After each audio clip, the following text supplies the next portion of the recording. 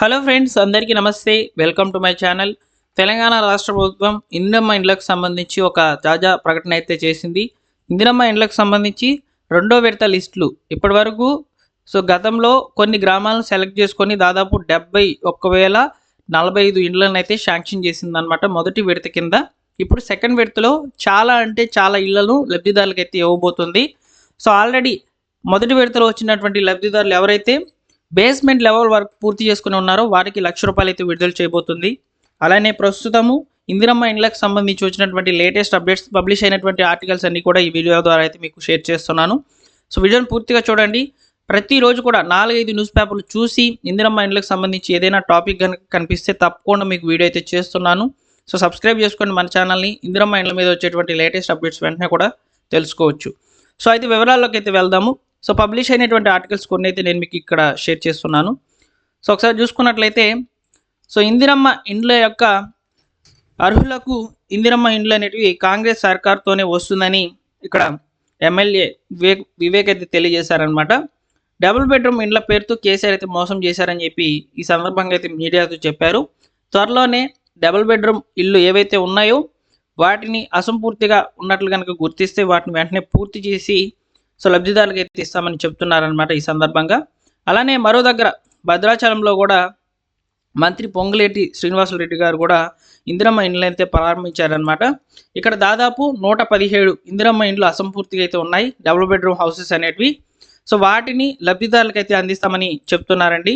వెంటనే పూర్తి చేస్తాము, L2లో ఉన్నటువంటి వాళ్ళకి డబుల్ బెడ్రూమ్ హౌసెస్ అనేటివి ఇస్తామని చెప్పి చెప్తున్నారనమాట. అలానే ఈ మధ్య మనకు ఈ యొక్క ఇందిరమ్మ ఇండ్లకు సంబంధించి సెకండ్ లిస్టు అంటే రెండో విడతకు సంబంధించిన లిస్టులు విడుదలవుతాయని చెప్పి ఒక సమాచారం అనేది రావడం జరిగింది. దాన్ని కూడా ఇప్పుడు చూద్దాం. సెకండ్ ఫేజ్ ఇందిరమ్మ ఇండ్లు మొదలైన లబ్ధిదారుల ఎంపిక ప్రక్రియ జాబితా సిద్ధం చేస్తున్నటువంటి కలెక్టర్లు మొదటి విడతలో 6,600 ఇండ్ల నిర్మాణం ప్రారంభమైతే అయ్యి ఉంది. వారం రోజుల్లో ఫస్ట్ ఫేజ్ బిల్లులు అనేవి చెల్లిస్తామని చెప్తున్నారు. దీని అర్థం ఏంటంటే కలెక్టర్లు అనేవాళ్ళు ఈ ప్రజాపాలన అదేవిధంగా గ్రామ సభ్యుల ద్వారా వచ్చినటువంటి దరఖాస్తులన్నింటినీ కూడా వెరిఫికేషన్ అయితే చేస్తున్నారు. ఎవరికి ఈ యొక్క ఇండ్లు ఇవ్వాలి, వచ్చినటువంటి అప్లికేషన్ రిజెక్ట్ చేయాలా, ఒకవేళ యాక్సెప్ట్ చేస్తే ఏ లిస్ట్లో వారిని యాడ్ చేయాలి, ఇలాంటివన్నీ కూడా కలెక్టర్ల యొక్క ఆధ్వర్యంలో అయితే జరుగుతున్నాయన్నమాట. కాబట్టి ఇందిరమ్మ ఇండ్లకు సంబంధించి కలెక్టర్ల యొక్క ఆధ్వర్యంలో సెకండ్ ఫేజ్ లిస్ట్ అనేది రిలీజ్ కాబోతుంది అనమాట. సెకండ్ ఫేజ్ లిస్ట్లో దాదాపు చాలామంది లబ్ధిదారులకు అవకాశం అనేది రావడం జరుగుతుందని చెప్తున్నారండి. 6,600 ఇండ్ల నిర్మాణాలు అయితే ప్రారంభం అయి ఉన్నాయన్నమాట. అవన్నీ కూడా ఫస్ట్ ఫేజ్ అంటే మొదటి విడతలో ఎవరైతే బేస్మెంట్ లెవెల్ వరకు పూర్తి చేసుకుని ఉన్నారో వారికి వచ్చేసి ₹1,00,000 విడుదల చేస్తామని చెప్తున్నారు వారం రోజుల్లో. ఇక మీరు చూసుకున్నట్లయితే అన్నీ కూడా జిల్లా కలెక్టర్ల ద్వారా ఫైనల్ లిస్ట్ అనేది రావడం జరుగుతుందని చెప్తున్నారనమాట. ఇక్కడ ఇందిరమ్మ ఇండ్లకు సంబంధించి సెకండ్ లిస్ట్లో కూడా సేమ్ యాజ్ ఇట్ ఈస్గా 3 దశల్లో లబ్ధిదారుల ఎంపిక అయితే జరుగుతుంది. మొదటి విడత వచ్చేసి L1, L2, L3లకు అయితే ఉండబోతున్నాయి అన్నమాట. ఈ యొక్క సెకండ్ ఫేజ్లో L1లో ఉండేటువంటి వాళ్ళకి ఇల్లు స్థలం అనేది ఉంటుంది, ఇల్లు నిర్మించుకోలేరు అనమాట. ఇంటి నిర్మాణం కోసం వాళ్ళు ప్రభుత్వానికి అప్లికేషన్ అనేది పెట్టి ఉంటారు. L2లో ఉండేటువంటి వాళ్ళు స్థలము ఉండదు, ఇల్లు ఉండదు, కొత్తగా ఇందిరమ్మ ఇండ్ల కోసం అయితే వెయిట్ చేస్తుంటారు. L3లో ఉండేటువంటి వాళ్ళకి ఇల్లు స్థలం రెండు ఉంటాయి, కాకపోతే కొత్త ఇంటి నిర్మాణం కోసం అయితే వాళ్ళు దరఖాస్తు అనేది పెట్టుకొని ఉంటారు. ఈ విధంగా వచ్చినటువంటి అప్లికేషన్స్ అన్నింటినీ కూడా వెరిఫై చేస్తున్నారండి. అయితే ఈసారి నియోజకవర్గానికి 3,500 ఇండ్లు అనేటివి శాంక్షన్ చేస్తామని చెప్తున్నారనమాట. లబ్ధిదారులను ఆ విధంగా అయితే ఎంపిక చేస్తామని కూడా చెప్తున్నారండి. కాబట్టి ఈ విధంగా ప్రతి నియోజకవర్గంలో 3,500 ఇండ్లు అంటే ప్రతి గ్రామానికి కొన్ని ఇళ్ళు అనేటివి శాంక్షన్ కావడం జరుగుతుంది, ప్రతి మండలంలో కొన్ని ఇళ్ళు శాంక్షన్ కావడం జరుగుతుంది, ప్రతి నియోజకవర్గంలో ఇల్లు అనేది శాంక్షన్ కావడం జరుగుతుంది. ఈ సెకండ్ ఫేజ్లో ప్రతి ఒక్క లబ్ధిదారులకు కూడా చాలామంది కూడా పెరిగే అవకాశం అయితే ఉంటుందన్నమాట. కాకపోతే మొదటి విడతలో ఎట్లా చేశారంటే జనవరి 26వ తేదీన కొన్ని గ్రామాలు మాత్రమే ఎంపిక చేసుకొని చేశారు. ఈసారి అలా కాకుండా వచ్చినటువంటి అప్లికేషన్స్ అన్నింటినీ కూడా వెరిఫై చేసుకొని లబ్ధిదారులకైతే ఇందిరమ్మ ఇండ్లు అనేటివి ఇస్తామని చెప్పి చెప్తున్నారండి. అలానే డబుల్ బెడ్రూమ్ హౌసెస్ అనేటివి త్వరలోనే ఈ యొక్క అసంపూర్తిగా ఉన్నటువంటి డబుల్ బెడ్రూమ్ హౌసెస్ అన్నింటినీ కూడా లిస్ట్ అనేది రెడీ చేశారనమాట.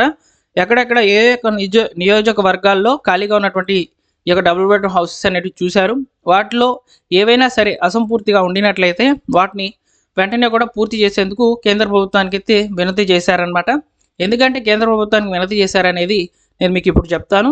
సో మన యొక్క రాష్ట్ర ప్రభుత్వము 5 లక్షల రూపాయలు అయితే ఇంటి నిర్మాణానికి ఖర్చు చేయనుంది.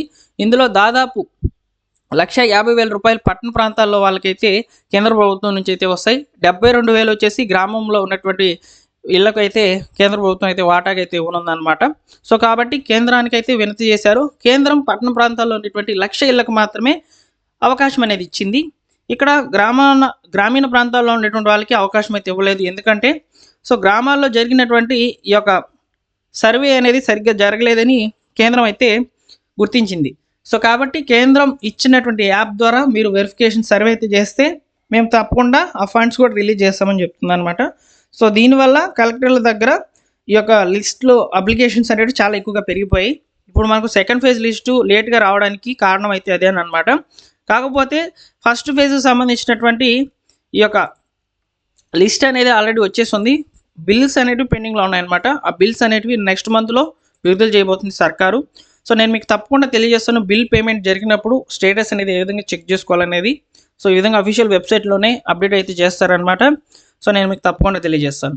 సో ప్రస్తుతానికి అయితే ఇందిరమ్మ ఇండ్లకు సంబంధించి ఈ అప్డేట్స్ అయితే ఉన్నాయి. మీకు ఇందిరమ్మ ఇండ్లకు సంబంధించి ఏమైనా సమాచారం కావాలనుకుంటే మన ఛానల్ సబ్స్క్రైబ్ చేసుకోండి. డైలీ కూడా న్యూస్ పేపర్స్ అన్నీ కూడా చదివి ఇందిరమ్మ ఇండ్ల మీద ఉండేటువంటి టాపిక్స్ అన్నీ కూడా తీసుకురావడం జరుగుతుంది.